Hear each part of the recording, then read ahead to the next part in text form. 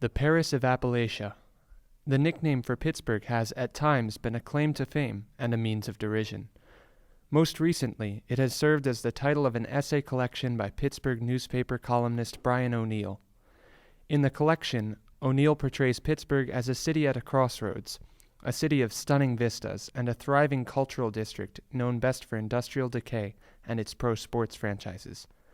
He sees in Pittsburgh a city with an excellent foundation in need of a new vision that is progressive while remaining true to its unique character. Inspired by O'Neill's call to discover the unfound beauty of our blue-collar city, our film class from Grove City, Pennsylvania, set out to document the stories of artists at work in our community. Along the way, we discovered up-and-coming musicians, a young man on the cutting edge of the art community, and two artists engaging in the folk and functional art traditions of Western Pennsylvania. Though unique in their craft and outlook, these artists share one thing in common. All of them create and perform in the shadow of the Paris of Appalachia. Unlike Sam Perry, whose art can be mostly attributed to an aesthetic nature, the art of Michael Frey is more practical.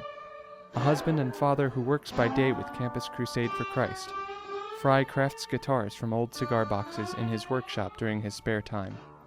While each creation is a unique work of art, it is also a functional musical instrument. My name is Michael Frey, and I work with an organization called Campus Crusade for Christ. Now, how exactly did you get started making these cigar box guitars? Well, my college degree was fine arts.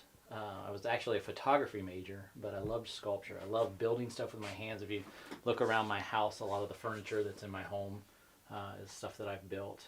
Kind of an amateur carpenter.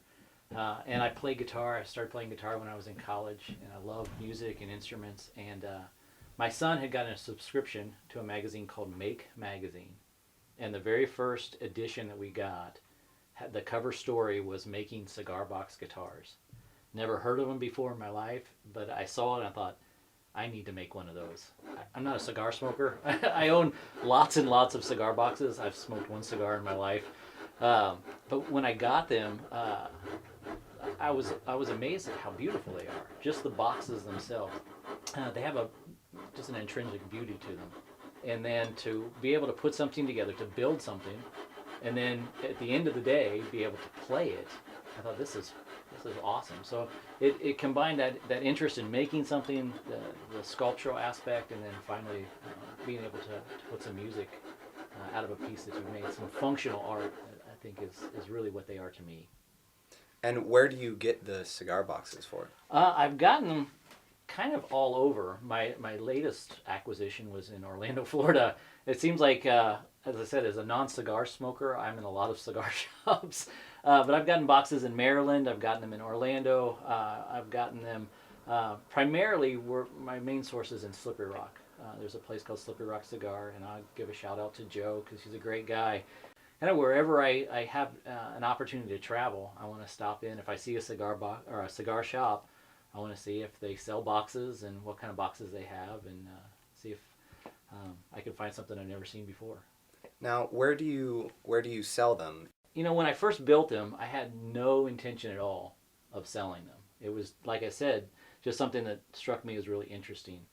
So I ended up building 5 or 6 of them, and basically just started talking to people. And when I say, you know, I build these cigar box guitars, they were immediately interested. And the first one I sold was to somebody that I actually met in a music festival, and then I've sold some out of cigar shops. I've also been able to just put my guitars free of charge in the music store in Note for Note downtown, and Kevin there has been great. So really, my preference is I love meeting the people who buy them. I don't really like the idea of just shipping them off anonymously to somebody. I'd prefer to get to know who has them. To me, like I said, it's never been a business. It's more of a hobby. And then when I let them go, it's a little bit like, it's not quite as bad as letting go a child, but it is letting go something that you built. And I'd prefer to put it in the hands of somebody who's going to play it. I do have some people who have purchased them and have no intention of playing them at all, and have just put them on the wall as art. So like I said, they're functional art. They're something that you can look at, and they're beautiful. And then you know, if you're inclined, you can also pick it off the wall and make some music with it. This is the cigar box number 1. Went into Joe's cigar shop down there in Slippery Rock, and he gave me a couple boxes. I wasn't exactly sure what I was looking for, and started putting it together, and made the first rookie mistake of building it upside down. The label is supposed to be right side up when you play it. Learned that the hard way.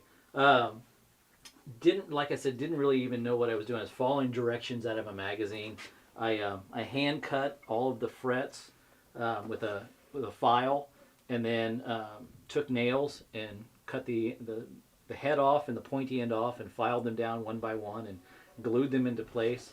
Was able to order some tuners online and put it together. And every box also has a 1/4 inch jack that you can plug into an amp, so they're wired up. This one actually doesn't open, so I'll show you one that will open.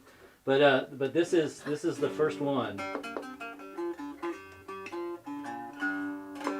So you can tune them just about any tuning you want. I tune mine to an open G, so when you strum it, it's a G chord.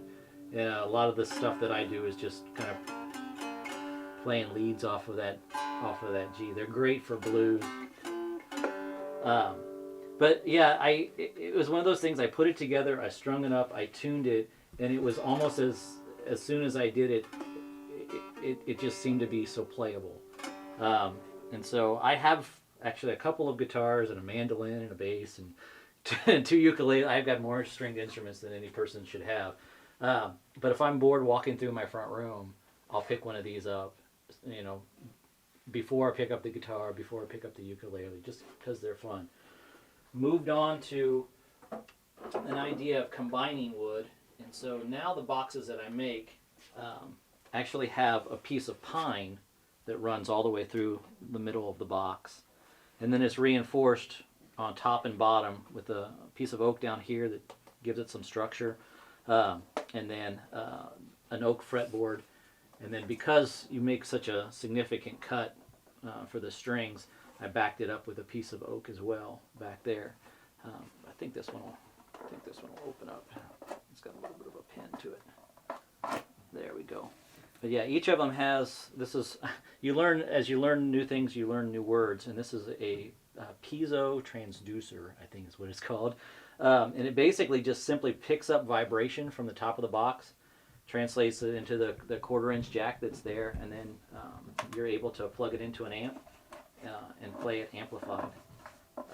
I've played guitar for a long time, and said I really would love to get a ukulele, and I actually was able to sell a few cigar box guitars and raise some money to buy a ukulele. And as soon as I bought a ukulele, I thought, I need to build a ukulele.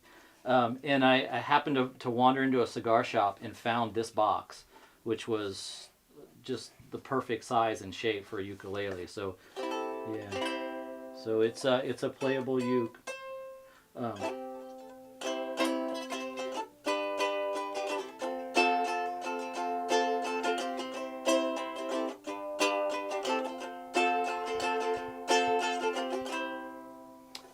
Yeah, I've really enjoyed playing them. I've enjoyed making them, and then I also have gotten a lot of joy out of seeing people buy them and know that they're playing them, that they're enjoying them. I've been able to connect with local shop owners as I've interacted with them and let them know about what's going on.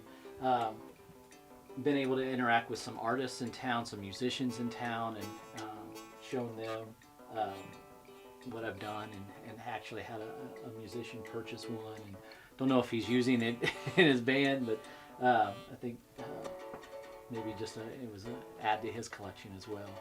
I donated one for an auction for the Christian school in town, and a young man won the auction, and was really excited about it, but also really excited because he said, I'm going to go home and try and build one myself.